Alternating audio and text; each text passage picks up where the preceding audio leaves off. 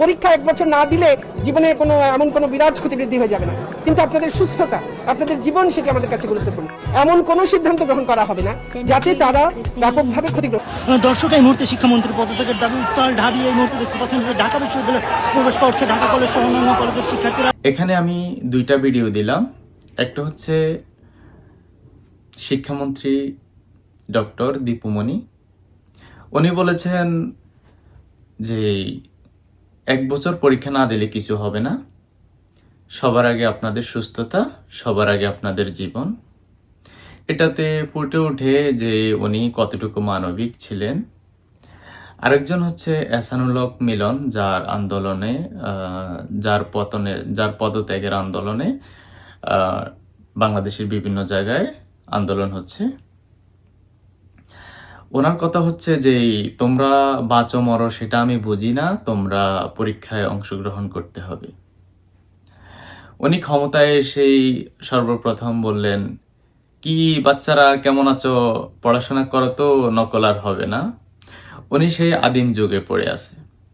আপনারা জানেন 2001 থেকে 2006 পর্যন্ত বিএনপির শিক্ষামন্ত্রী ছিল এহসানুল হক মিলন। কিন্তু উনি যে কতটুকু অযোগ্য, কতটুকু অথর্ব একজন শিক্ষামন্ত্রী ছিলেন সেটা আমি আজকে কিছু আপনাদেরকে বলবো। ওনার সময়কালে তখন ওনাকে বলা হতো হেলিকপ্টার মন্ত্রী। হেলিকপ্টার মন্ত্রী ওনাকে বলার কারণ হচ্ছে উনি সারা বাংলাদেশের বিভিন্ন জায়গায় হেলিকপ্টারে করে চলে যেতেন বিভিন্ন প্রতিষ্ঠানে, যে ওইখানে নকল ধরতেন। এই যে একজন উনি মন্ত্রী, ওনার কাজ কিন্তু নকল ধরা না, ওনার কাজ হচ্ছে সিস্টেম চেঞ্জ করা, যেন শিক্ষার্থীরা নকল না করতে পারে, নকল করার উপায় খুঁজে না পায়। উনি সেটা না করে উনি নকল ধরতে যেতেন। আরে ভাই, আপনাকে নকল ধরার জন্য এখানে জনগণ বসায় নাই। নকল ধরার জন্য প্রতিটা হলের মধ্যে শিক্ষক আছে গার্ড দেওয়ার জন্য, তারা নকল ধরবে। হল সুপার আছে, তারা ধরবে। আপনি নকল ধরার কে? আপনি সর্বোচ্চ পরিদর্শন করার জন্য যেতে পারেন, কিন্তু আপনি কোনো শিক্ষার্থীর খাতায় হাত দেওয়ার আপনাকে রাষ্ট্র সেই ক্ষমতা দেয়নি, কিন্তু আপনি সেটাই করছেন। আচ্ছা, এখন আপনি সেটা করলেন, কিন্তু আমরা 1 থেকে 5 পর্যন্ত শিক্ষা ব্যবস্থার কোনো পরিবর্তন দেখিনি। কিন্তু যখন আওয়ামী লীগ সরকার ক্ষমতায় আসে 2009 সালে, 2009-10, তখন আওয়ামী লীগ সরকার কি করলো? সৃজনশীল ব্যবস্থা চালু করলো। সৃজনশীল ব্যবস্থা চালু করার ফলে সাথে সাথে নকল বিলুপ্ত হয়ে গেল। বাংলাদেশে আর কোনো নকল ব্যবস্থা চালু ছিল না। অথচ আপনি 26 সালে এসে আপনি বলেন যে নকল আর হবে না। আপনি কি উদ্ভট কথা বলেন, জাইমা রহমানকে চিনে কিনা, তার পিছনে রাজনীতি, সেই কি বলেন আপনি। এই যে আপনি যেগুলো বলেন, এটা কোনো শিক্ষামন্ত্রীর কথা হতে পারে না।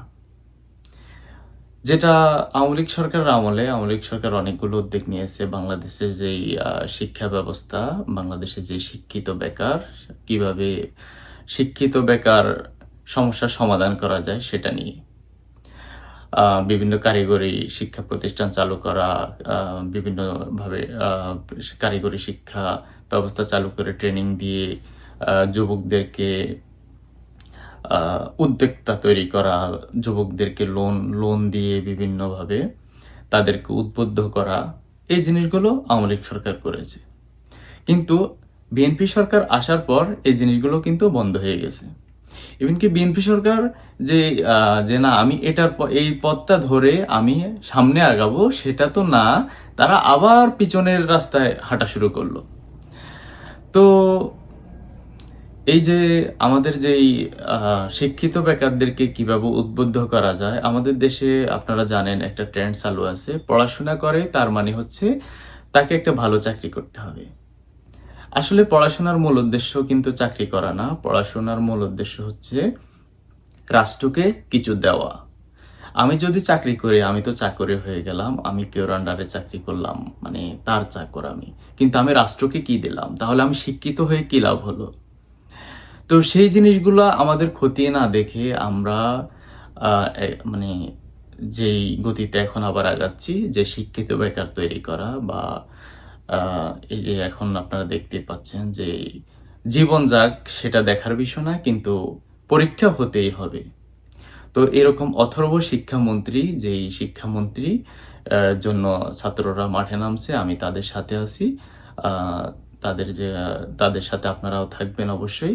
এরকম অথর্ব শিক্ষামন্ত্রী আমরা চাই না। আমাদের শিক্ষা ব্যবস্থায় পরিবর্তন আনা হোক।